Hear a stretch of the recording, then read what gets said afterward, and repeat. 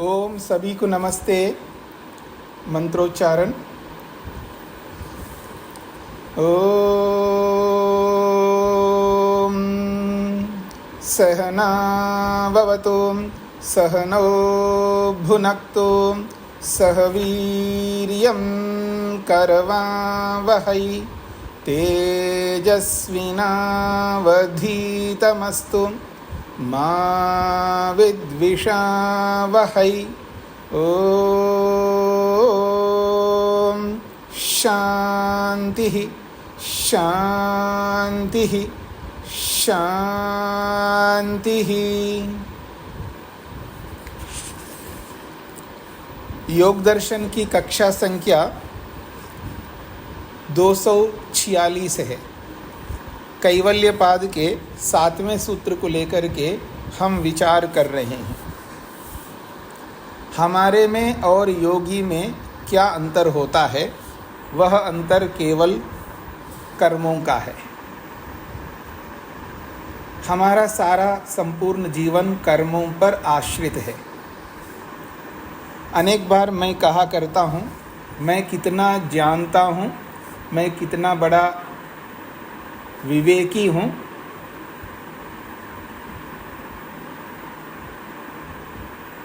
ये कोई मान्य नहीं रखता। मैं भगवान की भक्ति कितनी करता हूँ, साधना में कितना रत रहता हूँ, प्रातःकाल सायंकाल कितने घंटे ध्यान करता हूँ, मैं कितना बड़ा भक्त हूँ, कोई मान्य नहीं रखता।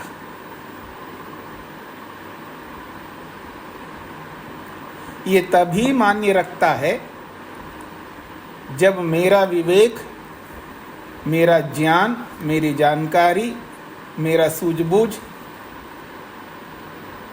कर्म करवाए। ऐसे कर्म जो इस कैवल्य पाद के 7वें सूत्र में जिन कर्मों की चर्चा हो रही है, यदि मेरा विवेक, मेरा ज्ञान, मेरी जानकारी, मेरी सूझबूझ जो भी आप कहिए, यदि ये कर्म नहीं करवा रहे हो, वो विवेक, वो ज्ञान, उसका कोई अर्थ नहीं। मैं घंटों बैठ कर के ध्यान करूं, साधना में रहूं, बहुत बड़ा भक्त बन कर के रहूं, यदि वो भक्ति मेरे को ऐसे कर्म नहीं करवा रही है तो उस भक्ति का कोई अर्थ नहीं। फिर उस भक्ति का क्या अर्थ होगा? दिखावा होगा। उस ज्ञान का क्या अर्थ होगा? अहंकार होगा और कुछ नहीं। वो विवेक, वो जानकारी, वो सूझबूझ मेरे को अहंकार उत्पन्न कराएगा। और वो जो भक्ति जो है वो मेरे को ढोंगी बना देगा। दिखावा है, क्योंकि कर्म नहीं हो रहे जो यहाँ पर बताए जा रहे। तो हमारे ज्ञान की, विवेक की परिणति कर्म है। हमारी भक्ति की जो परिणति है वो कर्म है। और यही कर्म हमें मुक्ति तक ले जाने वाले हैं। आप में से श्वेता जी ने एक प्रश्न किया था पिछले पाठ में। उनका ये प्रश्न था कि यदि हम मानसिक रूप से ऐसे कर्म करते रहेंगे तो शरीर से तो कुछ करेंगे नहीं, शरीर से तो कुछ किया है नहीं, तो क्या लाभ होगा? ऐसे बहुत सारे लोगों के मन में आता है। तो हम सबको ये समझना है, जो आज हम शरीर से जो पाप करते हैं, चाहे वो जानबूझ करके करते हैं या अनजाने से करते हैं, या जितने भी आज तक हमने पाप किए हैं, उसका बेस, उसका आधार यही मानसिक कर्म है। आज कोई भी व्यक्ति पाप कर रहा है या किया है या करेगा, उसका आधार मानसिक कर्म है। ये जो 3 प्रकार के कर्म है ना, मन से करने वाले कर्म, वाणी से करने वाले कर्म और शरीर से करने वाले कर्म। जो कोई व्यक्ति वाणी से कोई बोलता है, कोई कर्म करता है, इसका सीधा अर्थ है उसने उस कर्म को मन से कर लिया है,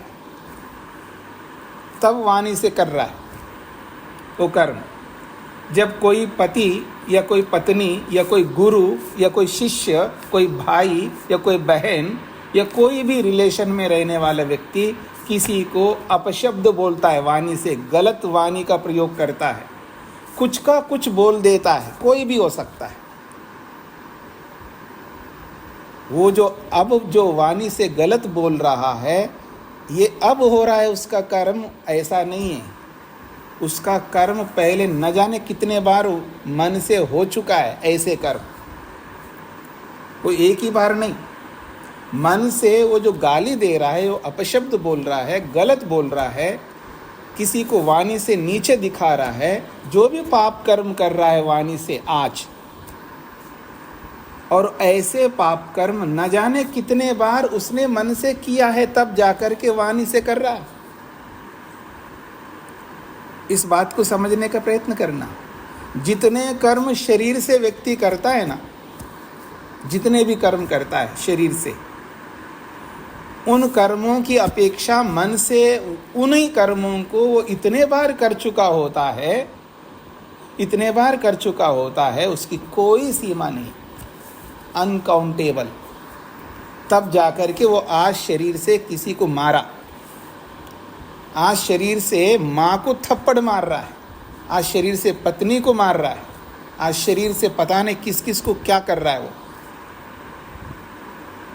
मैंने जिंदगी में अपनी पत्नी को एक ही बार मारा है, वो एक ही बार नहीं मारा है, मन से न जाने कितने बार मारा होगा। तो आज जो शरीर से हम कर्म करते हैं, उन्हीं कर्मों को न जाने मन से कितने बार किया है। और याद रखना, कर्म जो शरीर से करते हैं उसका जो दंड मिलता है, उसकी अपेक्षा से मन से जो किया जाता है उसे बहुत कम मिलता है। ऐसा नहीं है। मेरी बातों को समझने का प्रयत्न करना, गंभीर बात कर रहा हूं मैं।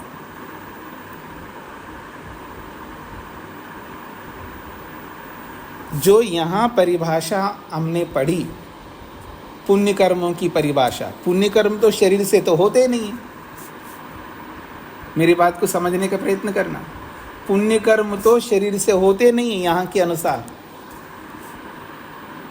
शरीर से यदि कोई कर्म होता है तो मिश्रित कर्म होगा या पाप कर्म होगा। या योगी, जो यहाँ पर जिस प्रकार से योगी के लिए चर्चा हो रही है, वो या योगी शरीर से कर्म करेगा, न तो उसका पुण्य होगा, उसका शारीरिक कर्म, न उसका मिश्रित होगा, न उसका पाप होगा, उसका तो निष्काम कर्म होगा। उसकी चर्चा हम आगे करेंगे।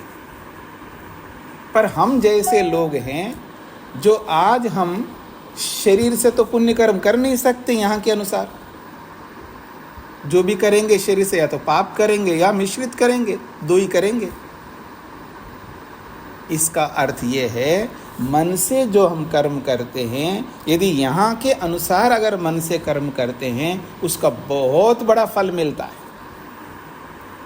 इतना सस्ता नहीं समझना, इतना वो क्या फ़र्क पड़ता है ऐसा मत समझना है, बहुत फ़र्क पड़ता है।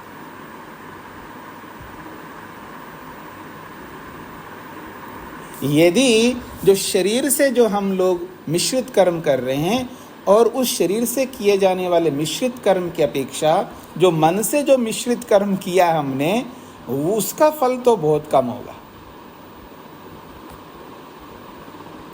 और जो शरीर से जो पाप कर्म किया है और उस फल की अपेक्षा से मन से जो पाप किया है, उसका फल तो बहुत कम होगा। पर शरीर से पुण्य कर्म नहीं होता है, इसका सीधा अर्थ है कि मन से ही पुण्य कर्म होता है और उस पुण्य कर्म का फल बहुत होता है। इस बात को हम सबको समझना है। दूसरी बात, जब प्रश्न ये किया जा रहा है कि हम कृपा कर रहे हैं लोगों को, तो मन से कर रहे हैं, तो शरीर से तो किया ही नहीं है, तो उस मन से करने से क्या लाभ है? अगर किसी के ऊपर दया कर रहे हैं, मन से ही कर रहे हैं, शरीर से तो किया ही नहीं दया। मन से ही सबको मित्र बनाते जा रहे हैं, शरीर से तो बना ही नहीं। यदि ऐसा आपको सभी कर्मों के बारे में लगता हो, तो याद रखना, यदि हमने मन से अच्छे कर्म किए, पुण्य कर्म किए, तो हमारा शरीर पाप कर्म नहीं करेगा। ये बहुत बड़ा लाभ है। जो मन से सबके लिए पुण्य कर्म करता है व्यक्ति, तो वो शरीर से पाप कर्म नहीं कर सकता, तो पापों से बचे रहेंगे।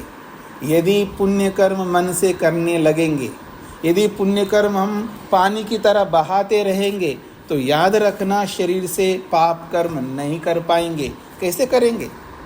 जिसके लिए मैं पुण्य कर रहा हूँ मन से, जिसके लिए अच्छी भावना ला रहा हूँ कि ये मेरे सामने वाली मेरी सास हो जो मेरे को जीने नहीं दे रही है शरीर से, या मेरी बहू हो जो मेरे को जीने नहीं दे रही है, उसके लिए, या पति के लिए, पत्नी के लिए, पड़ोसी के लिए, या जिस किसी के लिए भी मैं मन से बहुत अच्छा कर्म कर रहा हूँ, तो मैं शरीर से या वाणी से उसके लिए गलत कैसे कर सकता हूँ? ये अंतर आएगा, तो पापों से बचेंगे। और फिर जब हम करुणा करेंगे शरीर से, तो सबको नहीं कर सकते ना। मेरा सामर्थ्य थोड़े लोगों को है, तो थोड़े लोगों को करूँगा। मैं दया शरीर से करूँगा तो कम लोगों करूँगा जितना मेरा सामर्थ्य है। तो जितना सामर्थ्य मेरा है, वो सामर्थ्य पूरा प्रयोग करूँगा, जो आज नहीं करते आप। ये जो स्वार्थ है ना, मैं और मेरा परिवार, या मेरी बिरादरी, या मेरा स्टेट, मेरा ही प्रांत, ये जो बीमारी हमारे जीवन में आ चुकी है, वो सारी बीमारी समाप्त हो जाएगी यदि हम मन से पुण्य कर्म करने लग जाएंगे। तो मैं और मेरापन नहीं रहेगा, मैं और हम सब रहेंगे। कोई बिरादरी नहीं रहेगी, कोई प्रांत नहीं रहेगा, ना प्रांतवाद रहेगा और ना जातिवाद रहेगा, मानववाद रहेगा, मानवीयता रहेगा। तो हम पापों से बचते जाएंगे और स्वार्थ को ठोकर मार करके बाहर निकालेंगे जीवन से। तो लाभ ही लाभ है। पुण्य कर्म करने से बहुत बड़ा लाभ होता है। और जो ईर्ष्या और ये द्वेष और ये जलन या वो, ये सब हमारे जीवन से दूर होते जाएंगे, क्योंकि मन से बहुत पवित्र भाव से हम सबके लिए प्रेरणा करते हैं, सबके लिए सुख चाहते हैं, सबके लिए उन्नति चाहते हैं, सबके लिए करुणा चाहते हैं, सबके लिए प्रसन्नता चाहते हैं, वसुधैव कुटुंबकम की स्थिति में आ जाते हैं। तो लाभ ही लाभ है, हानि की कोई प्रश्न ही नहीं रहेगा, कोई प्रश्न नहीं रहेगा। ये तो लोगों के मुंह बंद करवाने का ये प्रश्न होंगे, क्या लाभ होगा जी, मन से करते रहेंगे तो फिर कोई फ़ायदा ही नहीं है, ऐसा कर्म तो हम करेंगे नहीं। ऐसा नहीं है, लाभ ही लाभ होगा। और कितना लाभ होगा, अभी 7वां सूत्र हम पढ़ रहे हैं, जब 10वें सूत्र पढ़ेंगे तो आपको समझ में आएगा कितना लाभ होगा। तब मैं वहाँ संकेत करूँगा, अगर नहीं करूँगा ना तो आप में से कोई याद दिलाएंगे। तो हमने इन 4 प्रकार के कर्मों में से पाप कर्म, जिनको कृष्ण कर्म कहा, उन पर विचार किया, और शुक्ल कृष्ण कर्म जो दूसरा कर्म है जिसको हम मिश्रित मानते हैं, उस पर विचार किया, और तीसरा कर्म है शुक्ल कर्म जिसको हम पुण्य मानते हैं, उस पर भी विचार किया। इसी पुण्य के संदर्भ में किसी को कोई प्रश्न हो जो यहाँ के अनुसार, वो पूछ सकते। सागर जी। नमस्ते स्वामी जी। जी स्वामी जी, 2 प्रश्न है इसी प्रसंग में। जी। प्रथम प्रश्न तो स्वामी जी ये है, कुछ विद्वानों की ये मानता है कि मानसिक कर्मों का पाप पुण्य कर्माशय नहीं बनता, क्योंकि वह इसमें तर्क ये देते हैं कि इससे परहित या परोपकार नहीं होता, तो कर्माशय भी नहीं बनता है। तो ये मानता है। देखिए, किसी की मान्यता हो सकती है, इसमें मेरे कोई आपत्ति नहीं है। हमें प्रमाण चाहिए उनका कथन, किसी का भी कथन हो सकता है। यदि उसके पीछे वो प्रमाण नहीं देंगे तो उनकी बात स्वीकार्य नहीं होगी। जब शास्त्र ये कहता है कि मानसिक कर्म भी होते हैं, और आपने स्वयं ने भी बताया न्याय दर्शन में 10 प्रकार के कर्म पुण्य और 10 प्रकार के कर्म पाप, और उसमें मानसिक कर्मों को भी माना है, चाहे वो पुण्य के रूप में या पाप के रूप में। तो ये कैसे हम ऋषियों की बात को नज़रअंदाज कैसे करेंगे सागर जी? उनकी मान्यता रहेगी, कोई बात नहीं, पर हमें तो ऋषियों की मान्यता को लेकर के चलना है। मानसिक कर्मों का भी फल होता है और भयंकर होता है, उसकी कोई सीमा नहीं है। जी जी स्वामी जी, दूसरा प्रश्न यह है, मानसिक कर्म कब माना जाए अपूर्ण है, जब उसका निश्चय किया जाए या विचार मात्र? नहीं, विचार तो वो तो वृत्ति बन जाएगी ना। विचार मतलब उसको चिंता कह सकते हो। विचार मात्र चिंता है। चिंता अच्छी चिंता भी होती है और बुरी चिंता भी होती है, लेकिन उस विचार को जब निर्णय पर पहुंचाते हैं तब कर्म होता है। जब बुद्धि के माध्यम से निर्णय किया जाता है तभी वो कर्म बनता है। निर्णय से पहले वो विचार मात्र होता है, विचार कर्म नहीं होता है। जी धन्यवाद स्वामी। हाँ जी, श्वेता जी। स्वामी जी जी ये शुक्ल कर्म, जब मनुष्य जब शुक्ल कर्म करने लगता है तो पुण्य भी पुण्य, कभी भी उसके मन में पाप का थोड़ा सा भी वो प्रेम भर भी नहीं होता है क्या? ऐसा है कि वो हमारे सामर्थ्य के ऊपर, हमारी योग्यता के ऊपर होता है। आज अगर कोई पुण्य कर्म करना प्रारंभ करे तो इसका ये अर्थ नहीं कि वो पाप करता ही नहीं है, करेगा। हमारा अभ्यास पाप कर्म करने का बहुत है ना, वो तो धीरे धीरे छूटेगा पाप। जैसे जैसे अभ्यास बढ़ेगा, जैसी जैसी योग्यता बढ़ेगी, वैसे वैसे ही पाप का जो प्रतिशत है वो कम होता जाएगा। और एक दिन आएगा जब हम निष्काम कर्म करने के योग्य बन जाएंगे, क्योंकि ये जो पुण्य कर्म है, ये पुण्य कर्म हमें अंततो गत्वा निष्काम कर्म करने की ओर अग्रसर करेंगे। और जैसे ही निष्काम कर्म करने की योग्यता आ जाएगी, वैसे ही पाप कर्म हमारा सर्वथा बंद हो जाएंगे। जी हाँ जी, शेखर जी। जी प्रणाम स्वामी जी। जी लास्ट सेशन में स्वामी जी मिश्रित कर्म की बात कर रहे थे, तो समय हो गया था। जी जी बताइए। तो मिश्रित कर्म में स्वामी जी आप कह रहे थे कि जब हम दूसरे को सुख देते हैं तब वो पुण्य कहलाता है। मतलब दूसरों को सुख भी देते हैं, वो सुख तत्काल भी हो सकता है, वो कालांतर में भी हो सकता है। जैसे किसान कोई बोता है, बीज बोता है, तो वो बीज बोते समय कुछ प्राणियों को दुख दे रहा होता है उसमें तत्काल, और बाद में जाकर के उस कर्म के परिणाम उसके बाद में आकर के सुख देता है। तो उसमें सुख देना भी रहता है और दुख देना भी रहता है। वो तत्काल भी दोनों मिल सकते किसी कर्म में, और आगे पीछे भी मिल सकता है।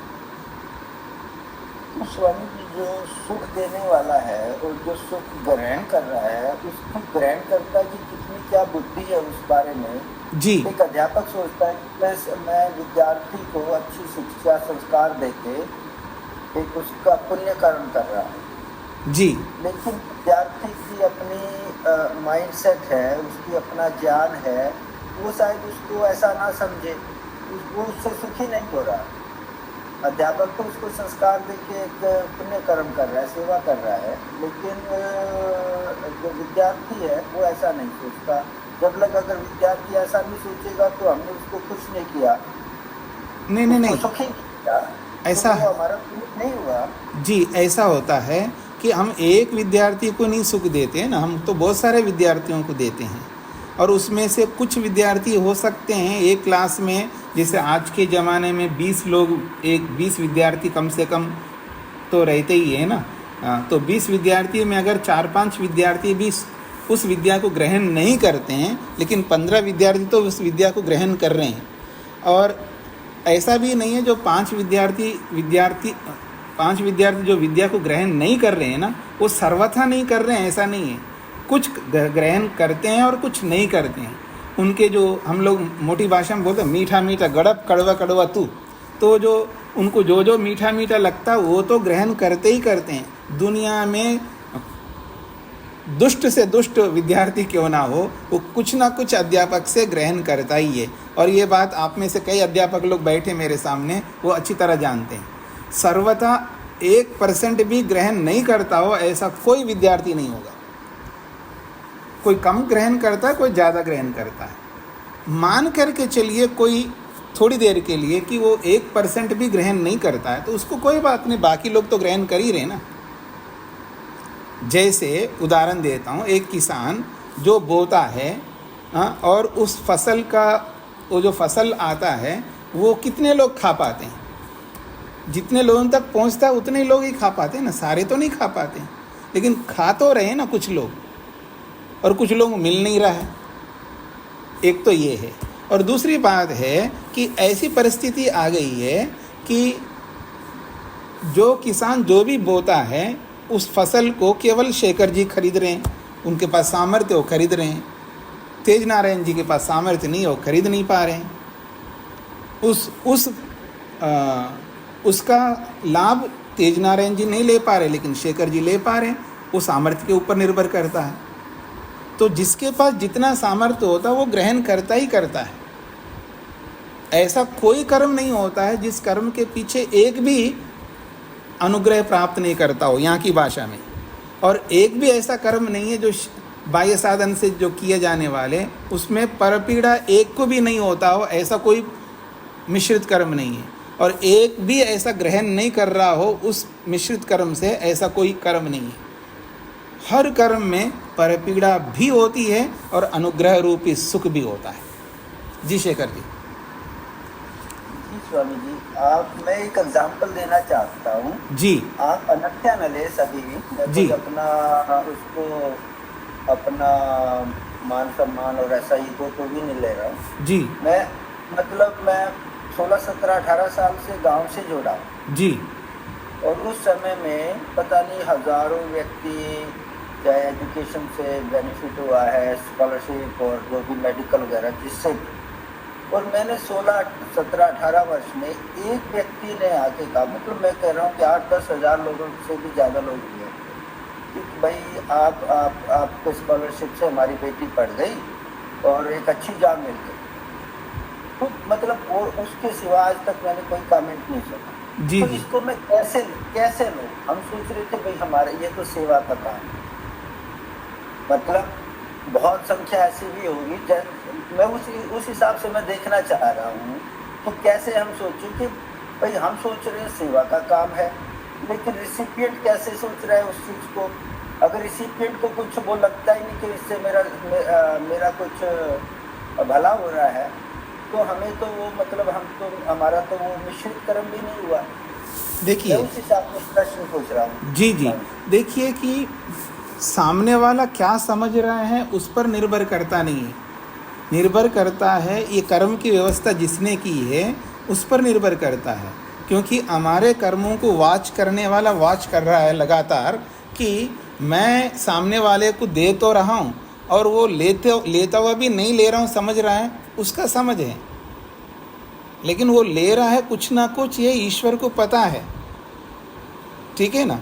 और दूसरी बात ये होती है, अगर एक को भी लाभ होता है, मान लीजिएगा इतने सालों में अगर मान लीजिए मैं पढ़ा रहा हूँ या मैंने भी जिनसे भी पढ़ा है या आपने भी पढ़ा है, अगर लाख में से भी एक भी आकर के बोलता है कि आपकी पढ़ाई की शिक्षा से मैं आज मनुष्य बना हूँ, मेरे अंदर मानवीयता है, मेरे अंदर अमानवीयता 1% भी नहीं है, ऐसा अगर एक भी व्यक्ति कहे शिक्षक के सामने जा कर के, कोई भी शिक्षक हो, चाहे आधुनिक शिक्षा देने वाला हो या आध्यात्मिक शिक्षा, अगर एक भी उस व्यक्ति को मिलता है तो उस एक व्यक्ति का जो सुख बहुत ज़्यादा होता है। तो इस बात को लेकर के चलना है। तो ईश्वरीय व्यवस्था के अंदर ऐसा कोई नहीं मिलेगा आपको कि अगर हम कोई मिश्रित कर्म करें और उस मिश्रित कर्म से किसी को भी सुख ना हो, ऐसा नहीं हो सकता, और किसी को भी दुख नहीं हुआ हो, ऐसा नहीं हो सकता। ये हमारे इन्वेस्टिगेशन में कमी हो सकती है, हमारे खोज में कमी हो सकती है, पर ईश्वर के इन कर्मों में कोई कमी नहीं हो सकती। जी शेखर जी। जी जी जी स्वामी जी, हमें कोई डाउट नहीं है कि हमारा ये निश्चित कर्म है। जी जी। लेकिन हमारा बुद्धि का लेवल एक है, और जो रिसिपिएंट है उनका अपना अपना देखने का, सोचने का ढंग है। परमात्मा का ठीक है, हम परमात्मा के आगे तो परमात्मा को साक्षी मान के सब कर रहे हैं। लेकिन जो बात आई थी, आपने कहा, मेरी अंडरस्टैंडिंग थी, जो निश्चित कर्म कर रहे हैं, अगर वो रिसिपिएंट उससे सुखी ना हो तो हम पुण्य नहीं कमाते। अच्छा, ऐसा है कि मैं गलत सोच रहा हूँ इस संदर्भ में मैं क्वेश्चन कर रहा हूँ। जी जी, अगर ग्रहण करने वाले ग्रहण ही नहीं कर रहा हो, ऐसा कोई सिचुएशन ही नहीं आएगा। ये हो सकता है कोई कम कर रहा है, कोई ज़्यादा कर रहा है। जैसे अध्यापक पढ़ाता है विद्यार्थियों को एक ही क्लास में, कोई अधिक ग्रहण करने वाला अधिक परसेंटेज ला रहा है, कम ग्रहण करने वाला कम परसेंटेज ला रहा है, फेल होने वाले भी कुछ ना कुछ परसेंट ला रहे हैं। ऐसा कोई भी विद्यार्थी नहीं है जो एग्ज़ाम दे और उसको केवल 0 मिलता हो, ऐसा नहीं हो सकता। हाँ, किसी सब्जेक्ट में केवल 0 मिल सकता है तो दूसरी सब्जेक्ट में कुछ तो मिलता है, ऐसा होता है। तो इस दृष्टिकोण से ग्रहण तो होता है, वो 0 भी अगर किसी को मिल रहा है, उस 0 में भी केवल 0 नहीं है, -0, यानी माइनस में 0 को भी माइनस में ले जाएंगे तो भी उसमें लाभ दिखाई देगा हमको। जैसे गणित में कोई सीमा नहीं होती है ना, मतलब माइनस में भी सीमा नहीं है और प्लस में भी सीमा नहीं है।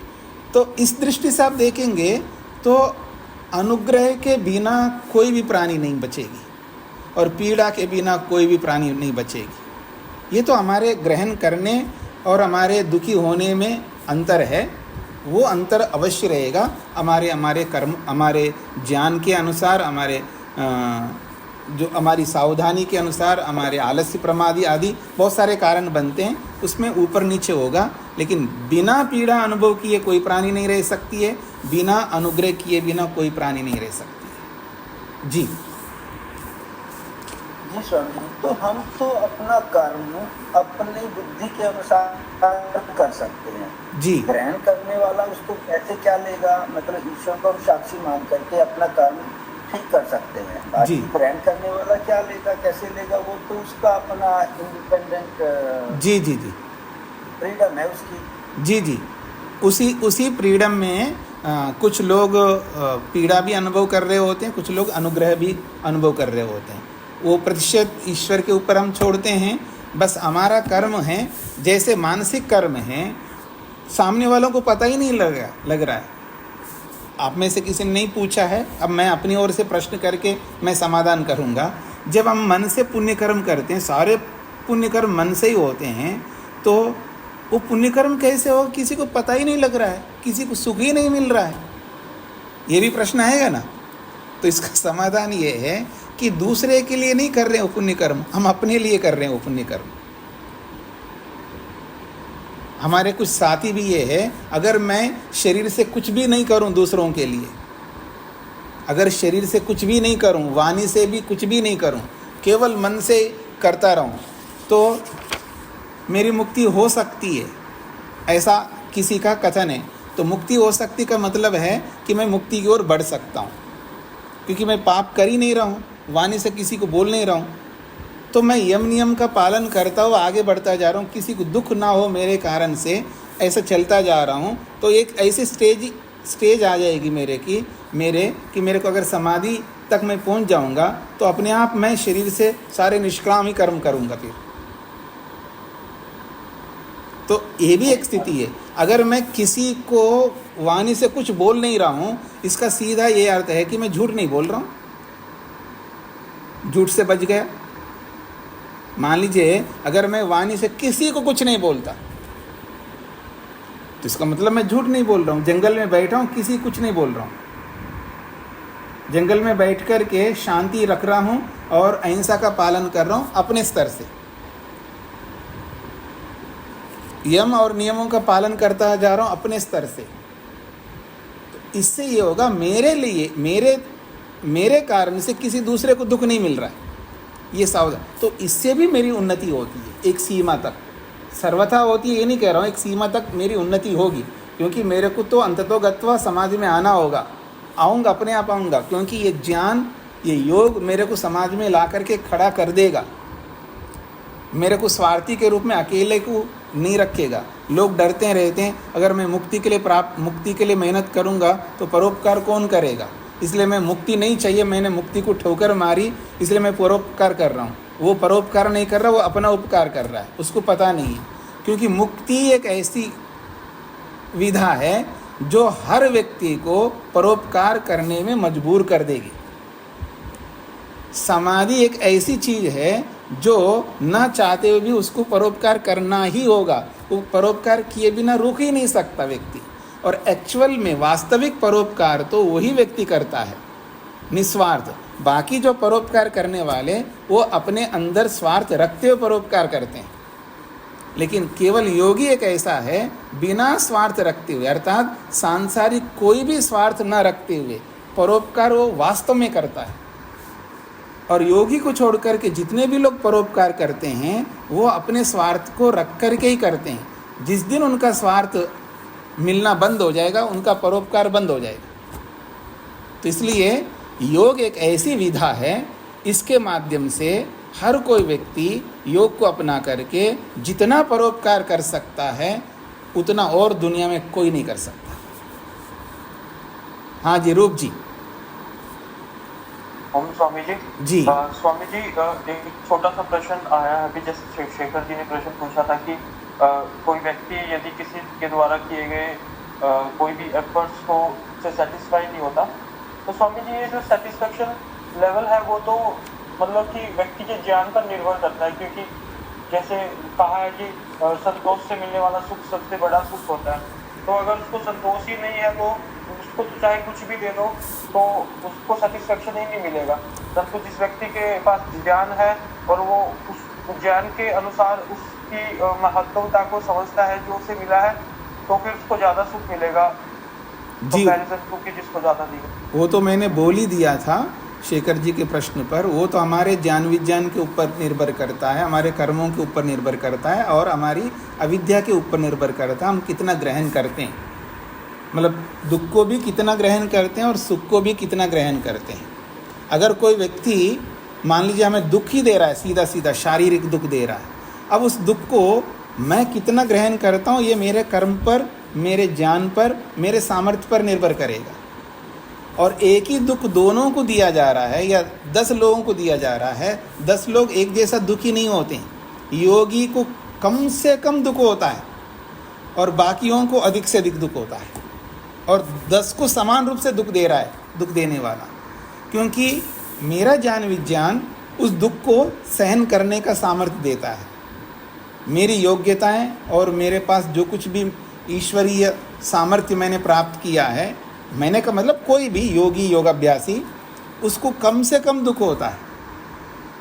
इसलिए तो महर्षि स्वामी दयानंद सरस्वती जी ने बोला है, अगर उसके सामने अगर ईश्वर भक्त ईश्वर की सच्चे अर्थों में भक्ति करता है, उसके पास सच्चे अर्थों में विवेक है, वैराग्य है, तो उसके सामने पहाड़ जैसा दुख आने पर भी उसको राई के समान दिखाई देता है। तो उसने कितना कम कर दिया दुख को, आप सोच सकते हैं। जो ईश्वर की भक्ति करता है सच्चे अर्थों में, तो जो ईश्वर की भक्ति सच्चे अर्थों में करता है उसके पास सच्चे अर्थों में वैराग्य होता है, विवेक होता है।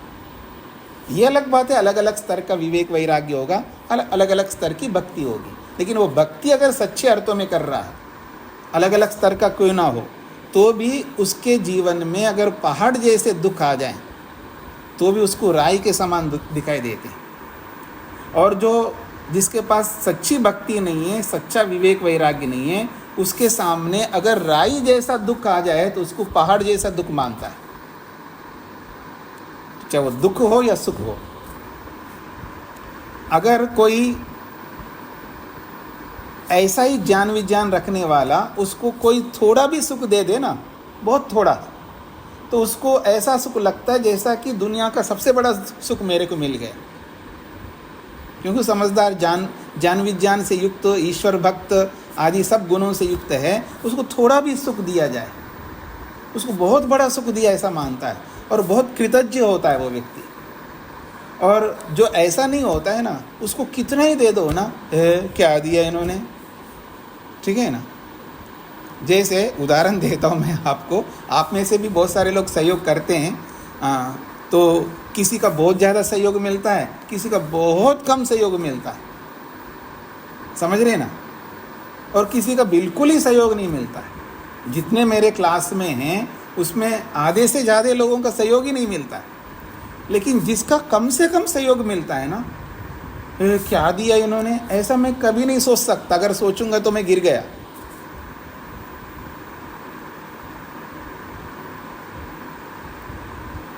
हाँ, मिसयूज़ मत करना। हाँ, तो स्वामी जी को तो कुछ लगेगा नहीं है, चलो मैं और कम करके दे दूंगा, ये तो मिसयूज़ मत करना। लेकिन मैं एक उदाहरण दे रहा हूँ मैं आपको, क्योंकि आप सोच के देखिएगा, वो क्योंकि मिल तो रहा है ना, पता नहीं कितने लोगों को नहीं मिलता है, लेकिन जो भी मिल रहा है वो बहुत बड़ा है। ये हमारे ज्ञान विज्ञान, हमारी भक्ति के ऊपर ये निर्भर करता है। तो इसलिए सुख हो या दुख हो, उसको घटाना और बढ़ाना ये हमारे विवेक वैराग्य के ऊपर निर्भर करता है। सुख को और दुख को घटाना ये हमारे अविवेक मूर्खता के ऊपर निर्भर करता है। इसलिए कोई भी कम नहीं, कोई भी ज़्यादा नहीं है। ये हम अपने हाथों से कम ज़्यादा कर सकते हैं अपनी विद्या और अविद्या के कारण से।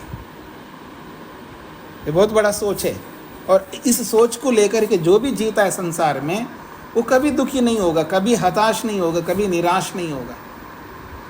नहीं हो सकता वो व्यक्ति, मैंने बहुत मेहनत किया, कुछ मिला नहीं इसलिए मैंने छोड़ दिया, ये वही व्यक्ति बोलता है जो उसके पास ये विद्या नहीं है, ये सोच नहीं है। इसलिए इस सोच को लेकर के हम सबको जीना है।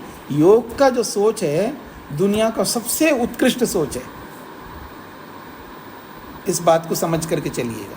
अनीता जी। नमस्ते स्वामी जी। जी स्वामी जी, अभी आप जैसे कह रहे थे कि जो योगी होता है वो जो परोपकार करता होता है वो निस्वार्थ होता है, और हमारे हम जो मिश्रित कर्म करने वाले हैं, हमारे परोपकार में स्वार्थ निहित होता है।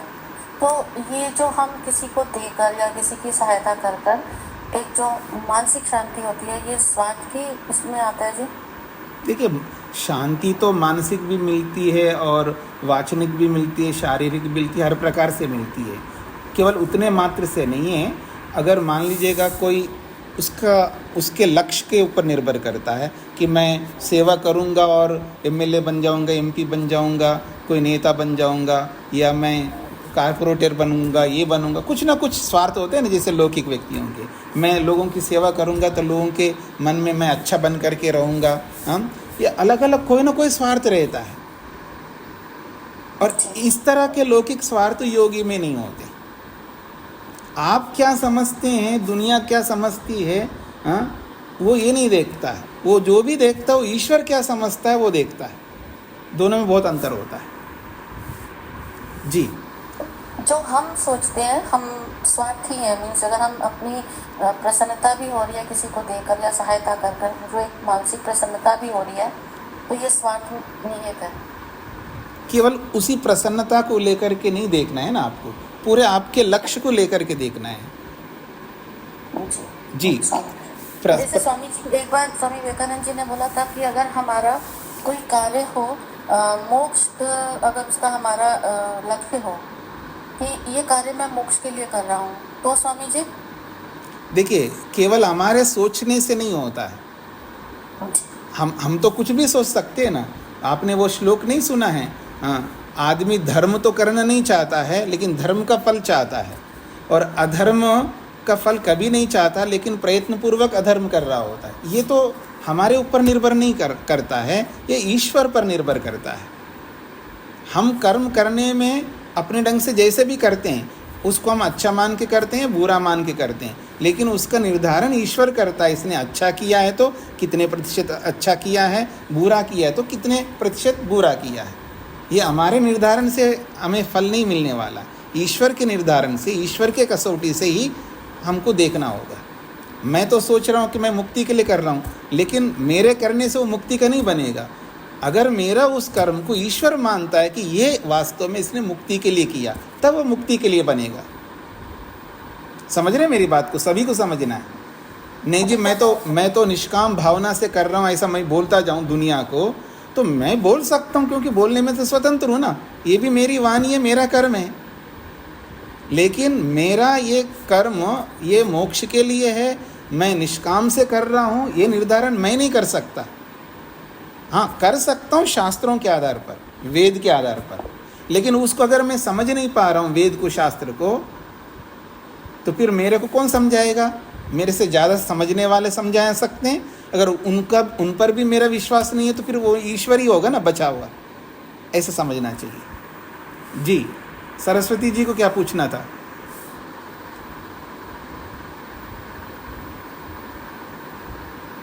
नमस्ते स्वामी जी। जी स्वामी जी, बहुत सारे लोग मतलब वही समझ में आ गया जो शेखर भैया ने पूछे थे। उनका दृष्टि अलग होता है, मतलब वो बुरा सोचते हैं और उनका व्यवहार भी बुरा होता है। तो ऐसे लोगों के साथ हमारा व्यवहार कैसे होना चाहिए? उपेक्षा रखना चाहिए। वो तो आप पढ़ चुके हैं पहले से। जो आपके अनुकूल है उनसे मित्रता करिएगा।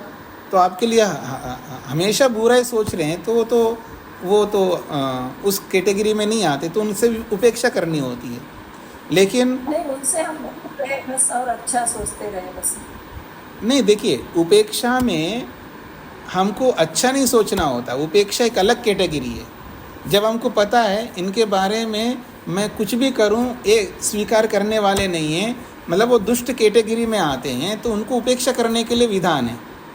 हाँ, अगर हम इस स्थिति से ऊपर उठ गए होते हैं, यानी योगी बन गए हम लोग, तो फिर हम किसी से उपेक्षा नहीं करेंगे। ये उपेक्षा करना तो हम जैसे लोगों के लिए है जो उस समाधि तक नहीं पहुँचे हैं। समाधि से पहले की स्थिति है ये उपेक्षा आदि 4 कैटेगरी है, और जब समाधि में पहुँच जाए तो फिर कोई कैटेगरी नहीं बचती, सबके लिए एक जैसा होता है वहाँ पर, चाहे वो अच्छा है या बुरा हो, वहाँ उपेक्षा नहीं कर सकते। हाँ, अगर वो मेरे को दुख देने लगेंगे तो मैं भाग जाऊँगा वहाँ से दुख से, इतना तो कर सकता हूँ, लेकिन उनसे उपेक्षा नहीं कर सकता। वो स्टेज अलग हो जाती है। अच्छा, मैं आप लोगों को उदाहरण देता हूँ।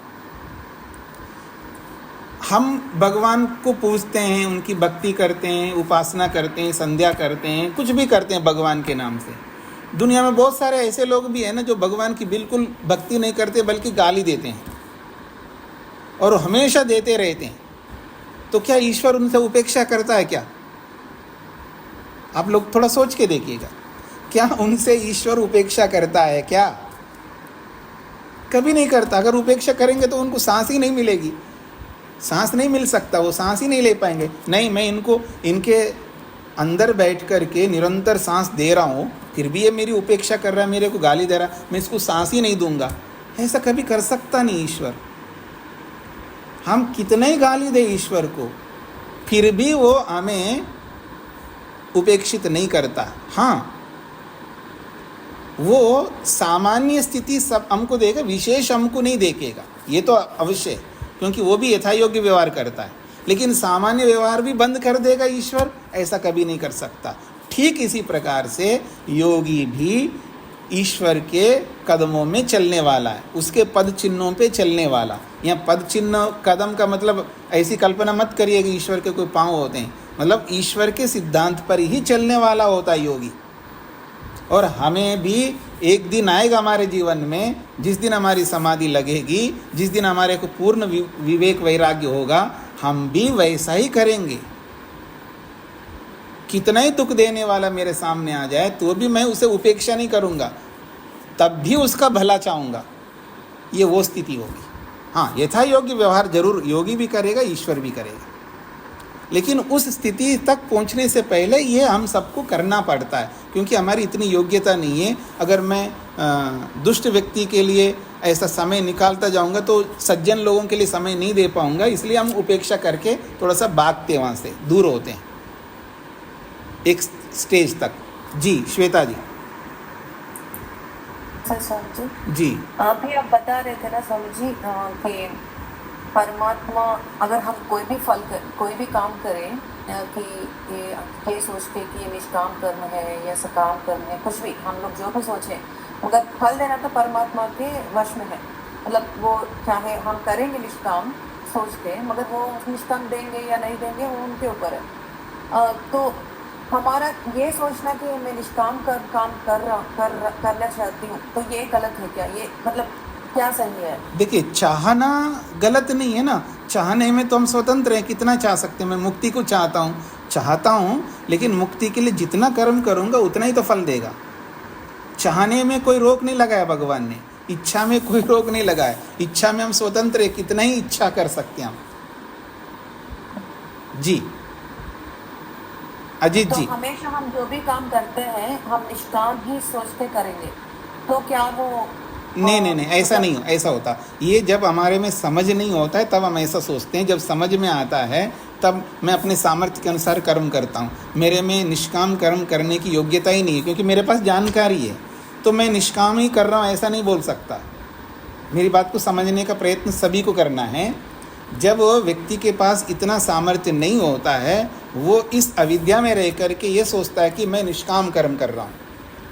कोई बुरा मत समझना, मैं किसी को नीचे दिखाने के लिए नहीं बोल रहा हूँ। वास्तविकता ये है, जब मेरे को समझ कम होता है तो मैं बड़ी बड़ी बातें करता ही रहता हूँ, लेकिन जिस दिन मेरे को समझ में आता है, मान लीजिए मैं लॉन्ग जंप करने वाला आदमी हूँ, एक स्पोर्ट्समैन बन करके, मेरे को मैं 10 मीटर कूद नहीं सकता, क्योंकि 4 मीटर भी नहीं कूद पाया, मैं 10 मीटर कूद नहीं सकता। लेकिन मैं ये इच्छा तो रखूँगा 10 मीटर मेरे कूदना है, लेकिन मैं जितना भी कूद रहा हूँ, मैं ये तो नहीं बोल सकता मैं 8 मीटर कूद रहा हूँ। 4 मीटर कूद करके मैं ये नहीं बोल सकता हूँ ना कि मैं 8 मीटर कूद रहा हूँ, 9 मीटर कूद रहा हूँ।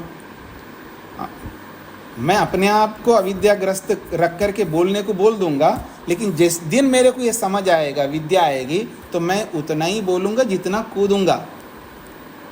तो ठीक इसी प्रकार से जब विज्ञान कम होता है, विवेक कम होता है, मैं कुछ भी बोल सकता हूँ, लेकिन जैसे जैसे मेरा विज्ञान बढ़ेगा, विवेक बढ़ेगा, तो मैं यथार्थ भी बोलने लगूंगा।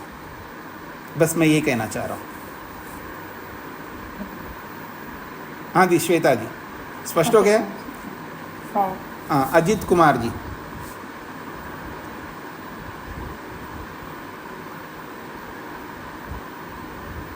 अच्छा प्रहलाद जी, हाँ बोलिए।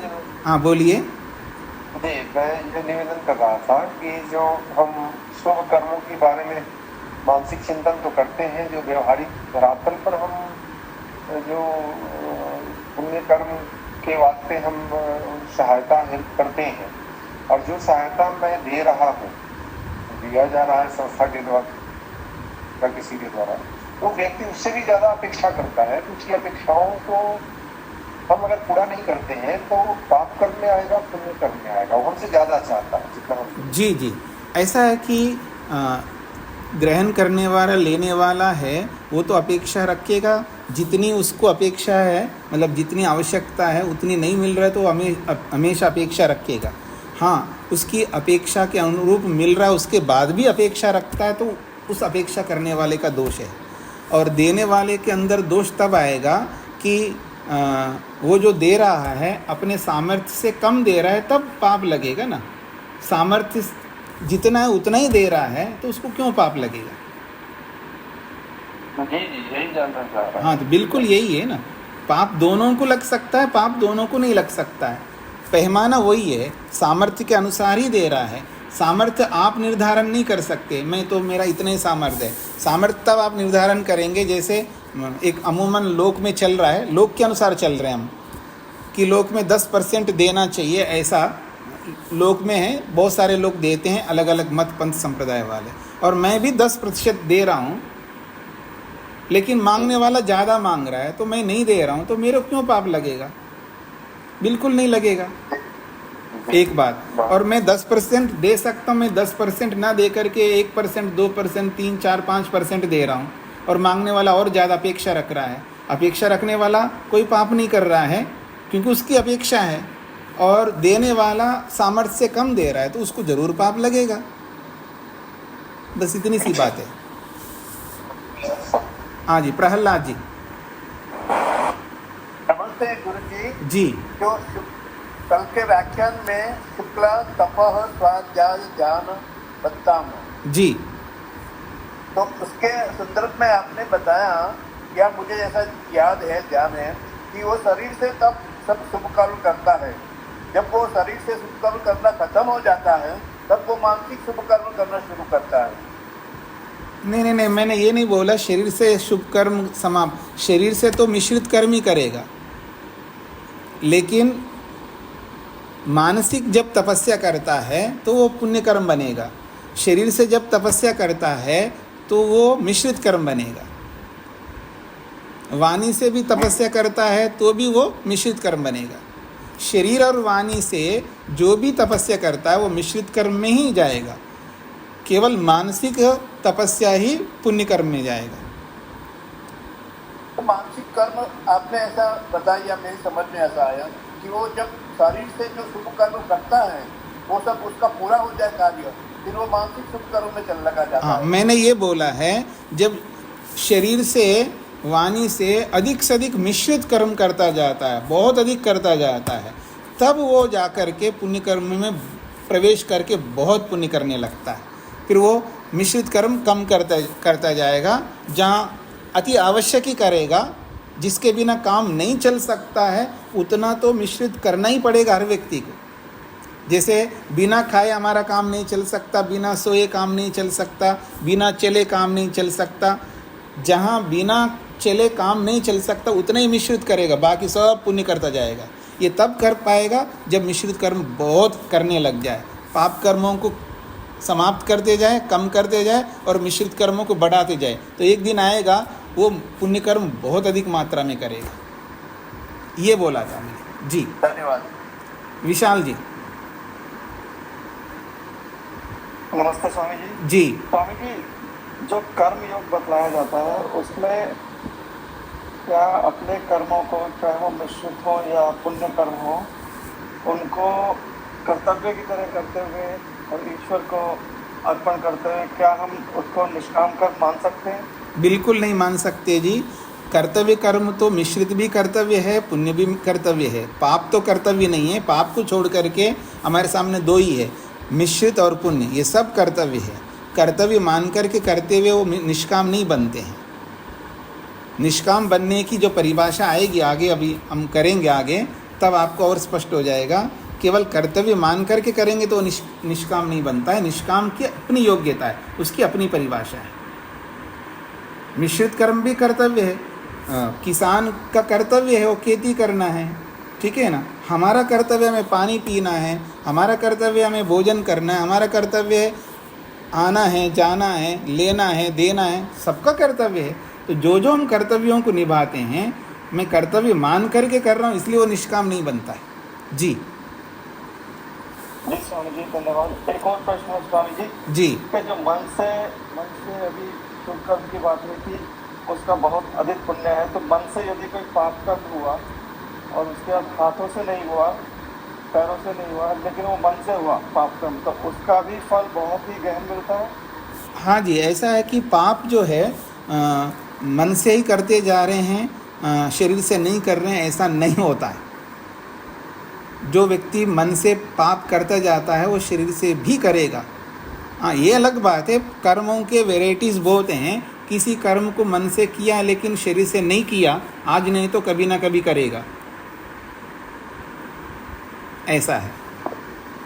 तो वो पाप कर्मों की सूची में चला जाएगा, जब तक नहीं होगा तब तक वहीं बैठा रहेगा? हाँ नहीं, उसका तो फल मिलेगा ही ना। मानसिक कर्म का फल तो मिलता ही है, पर वो शरीर से, मान लीजिएगा मैंने मन से बहुत मारा है लोगों को और शरीर से बिल्कुल नहीं मारा है, ठीक है ना। तो मनुष्यों को नहीं मारा है तो पशुओं को मारूंगा और किसी ना कहीं वो शरीर में आएगा मेरे में।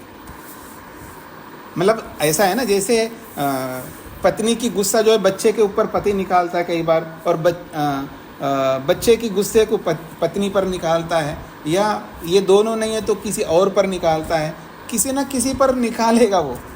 ये समझने का प्रयत्न करना है। आज नहीं निकालेगा तो कभी ना कभी निकालेगा। जी स्वामी जी, धन्यवाद। कुसुम जी। स्वामी जी नमस्ते। जी मेरी बेटी पूछना चाह रही है स्वामी जी, मैं तो नहीं पूछ रही। हाँ वो आई बोलिए। हुई है तो मैं तब। नमस्ते स्वामी जी। नमस्ते जी। स्वामी जी मैं बैंक में काम करती हूँ जी और अभी इस समय मैं गर्भवती भी हूँ। जी तो मुझे एक चीज पूछनी थी, जैसे मेरे काउंटर पे बहुत ज्यादा भीड़ आती है कई बार, जी। सबसे ज्यादा मतलब बैंक में जितने काउंटर्स हैं, तो कई बार मैं थोड़ा परेशान हो जाती हूँ। मुझे लगता है कि मेरे पास ये लोग क्यों आ रहे हैं, और मैं अपनी सामर्थ्य के हिसाब से काफी संतुष्ट करती हूँ सबको। जी तो मुझे कभी फिर ऐसा लगता है कि कहीं ऐसा नहीं मेरे बच्चे पे इसका असर पड़े कि नहीं मेरी माँ काम नहीं करना चाहती, उसमें थोड़ा सा ये चीज आ जाए, तो थोड़ा मुझे आप बताइए। ऐसा है कि कौन सा महीना चल रहा है, आप थोड़ा बताएंगे? अभी मेरा 6वां महीना चल रहा है। तो आप छुट्टी ले लीजिएगा ना, सबसे अच्छा रहेगा। नहीं, मुझे काम करना अच्छा लगता है, मैं छुट्टी नहीं चाहती। अगर काम करना अच्छा लगता है तो फिर आप ये मत सोचिएगा कि मेरे पास ही क्यों आ रहा है, और लोग भी तो हैं। आप करते जाइए ना, अधिक से अधिक करते जाइए, क्योंकि आप जिस स्टेज पर आप चल रही है वहाँ आप जल्दी थक जाएंगे, क्योंकि सामर्थ्य नहीं है शारीरिक, क्योंकि आप अलग स्थिति में हो। तो उस सामर्थ्य के कम के कारण से आपको ये सारी बातें मन में आ रही है। तो इस दृष्टिकोण से उनको आप विराम दीजिएगा, थोड़ा सा और तपस्या करिएगा, ये मान कर के चलिएगा कि जब मेरे को काम करना अच्छा लगता है तो मैं करती जाऊंगी। ठीक है, थोड़ा सा गति कम करूंगी, लेकिन करते जाइएगा, आने दीजिएगा। जितना आप करते जाएंगे उतना ही अच्छा है आपके लिए, क्योंकि आपने ये सोचा है कि मेरे कर्म करना अच्छा लगता है, तो आप करते जाइए, फिर उसमें ये दूसरी बातें मत लाइएगा। धन्यवाद स्वामी जी। जी जी, हाँ जी, वेद प्रिया जी। स्वामी जी, जैसे अभी आपने बताया कि अगर हमने मन में सोचा कि किसी को मारने का, और अभी शरीर से नहीं किया लेकिन मन में सोचा, देखिए इसको मैं बीच में रोकूंगा। देखिए, सोचा इतना मत बोलिएगा, मैंने ये डिसाइड किया है कि इसको मार देना चाहिए, इसको ये तो मर जाइए, डिसीजन बोलिएगा। क्योंकि केवल सोचना, केवल जैसे सब मर जाएं, सब मर जाए, कोई जीने का लायक नहीं है, ये मेरा डिसीजन चल रहा है, बोलते हुए डिसीजन चल रहा है, तब वो कर्म बनेगा। अच्छा, इनको मरना चाहिए नहीं मरना चाहिए? जब लोग इस तरह जी रहे हैं तो इनको मर जाना चाहिए, क्या मर जाना चाहिए? ऐसा जब मैं सोच रहा हूँ तो फिर वो कर्म नहीं होता है। इस बात को समझने का प्रयत्न करा। हाँ जी स्वामी जी, हमने ऐसा सोचा कि मैं इसको मारूं। हाँ, तो आपने सोचा, हाँ, तो आपने डिसीजन लिया। हाँ, चलिए। हाँ, तो उसके बाद वो मेरा मानसिक वो बन गया, पाप कर्म बना जी। तो उसके बाद जैसे अभी हमने आपसे सुना तो पता चला कि ये तो बहुत बड़ा पाप है। फिर हमने सोचा कि नहीं, ऐसा सोचना तो बहुत बड़ा पाप है, और वो हमने वापस रिवर्स हो गए। तो वो अलग अलग कर्म माने जाएंगे, पहले वाला पाप बना और अब हम पाप से बच गए। हाँ बिल्कुल, वो तो कर्म हो चुका है, तो पाप बन ही गया। अब उसके बारे में नहीं, इसको मैंने गलत डिसीजन लिए, इसको मर जाना चाहिए, नहीं, इसको बिल्कुल नहीं मरना चाहिए, उसको जीना चाहिए, उसका जीवन और आगे लंबा बढ़े और वो आगे और अच्छा बढ़े, तो ये भी पुण्य कर्म हो जाएगा। इधर पुण्य कर्म होगा, उधर पाप कर्म होगा, दोनों होंगे, वो चेंज नहीं होगा, प्लस माइनस नहीं होगा। तो स्वामी जी, जैसे हमने पहले सोचा मारने का, तो आपने बताया कि वो हमारे कर्मों में भी आ जाता है। अगर हमने सोचा है तो तब निर्णय किया मारने का, तो वो कभी ना कभी कर्म में या वाणी में आ जाता है। लेकिन अभी जान से उनके रिवर्स हो गए, तो तब बच जाते हैं ना उसमें आने से, वाणी कर्म में। ऐसा है, एक बार मारने का सोचा है, ठीक है, और बाद में हमने उसको बदल करके उसको जीने का सोचा है, और बहुत ज़्यादा जीने के लिए उसके लिए कई बार किया, तो फिर वो एक बार सोचा हुआ वो क्रिया में आएगा, ऐसा नहीं है तो वो पाप है, ठीक है ना। तो ये मनुष्य के बारे में हो सकता है ना, नहीं तो आप कितने और चीज़ों को भी तो मारते हैं ना, आजकल स्प्रे होते हैं, ये होता है वो होता है, कहीं ना कहीं तो हम करते ही है ना कुछ ना कुछ। तो ये ज़रूरी नहीं है कि जिसको मारने के लिए मन में सोचा मैं उसी को मारूंगा शरीर से, ऐसा नहीं है। किसी और को मार सकता हूँ, मनुष्य को नहीं तो पशु को, पशु को नहीं तो पक्षी को, पक्षी को नहीं तो कीड़े मकोड़े को। और गृहस्थ में तो कई चीज़ों को मारते ही रहते हैं ना लोग, कुछ नहीं मारे तो सफाई करवा रहे हैं या कर रहे हैं खुद, कहीं ना कहीं तो मरते ही है ना। तो कहीं ना कहीं किसी न किसी रूप में वो कर्म में परिवर्तित होता है। एक कम किया तो कम परिवर्तित होता है कर्म में, ज़्यादा किया तो ज़्यादा परिवर्तित होता है, बस इतना समझ लीजिएगा। स्वामी जी, जैसे अभी आपने बताया कि जैसे जैसे विवेक होता है, ज्ञान से जैसे समझ आ गई, तो फिर भी एक्शन में आएगा। देखिए वो उसकी मात्रा कम होगी, क्योंकि अभी हम दूध के धुले हुए नहीं बने ना, हम निष्काम कर्मों में प्रवेश नहीं किया। जब तक निष्काम कर्मों में प्रवेश नहीं करेंगे वो सब क्रियान्वित होगा हमारे में, आगे पीछे कभी ना कभी होगा। इस जन्म में नहीं तो किसी अगले जन्म में होगा। वो तो प्रथा है ना, कर्म है ना हमारे मन के अंदर, तो कहीं ना कहीं बाहर निकलेगा। इसलिए तो हम प्रयास कर रहे हैं कि ऐसा कम कर्म करें जिससे कि हमें लाभ ज़्यादा मिले, हानि ना मिले। जी, तो मैं इसको यहीं पर विराम देना चाह रहा हूँ। विजया कुमारी जी बोलिए। नमस्ते स्वामी जी। जी, अभी मन के अंदर हमने पाप कर्म किया, सामने वाले के व्यवहार को देकर के बहुत बुरा, और फिर मेरे ऊपर असर हुआ, उसको गाली दी। जी, मैंने गाली मन में दी है लेकिन उसने सुनी नहीं। जी, तो क्या ये भी पाप में आएगा?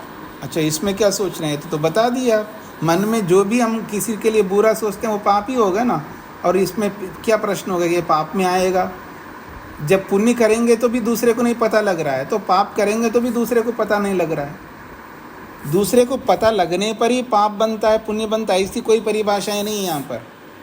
यहाँ परिभाषा है, अगर हमने कर्म किया है मन से तो वो कर्म है, अच्छा किया तो अच्छा कर्म है मानसिक, बुरा किया तो बुरा कर्म है मानसिक। वो ईश्वर का निर्धारण है। आप मन से करोगे तो भी कर्म बनेगा, वाणी से करोगे तो भी कर्म बनेगा, और शरीर से करोगे तो भी कर्म बनेगा। जी, तो इस पर और विचार करेंगे। आप में से इस मिश्रित को लेकर के, पुण्य को लेकर के कोई भी बात आपके सामने जो समझ में नहीं आ रही है उनको सामने रखिएगा। मनोरंजन की दृष्टि से मत रखिएगा, समझने की दृष्टि से और कुछ कर गुजरने की दृष्टि से, अन्यथा हम आगे बढ़ेंगे चौथे कर्म की ओर आगे।